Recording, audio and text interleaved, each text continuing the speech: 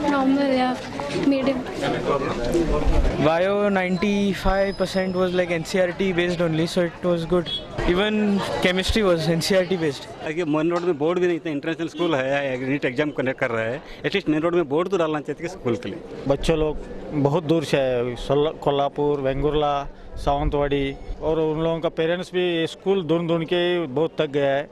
और उन लोगों के लिए प्रिपेयर नहीं, आधार कार्ड उधर लाने के लिए वापस जाना पड़ा। सवाडे गिवाडे इधर नजूर है।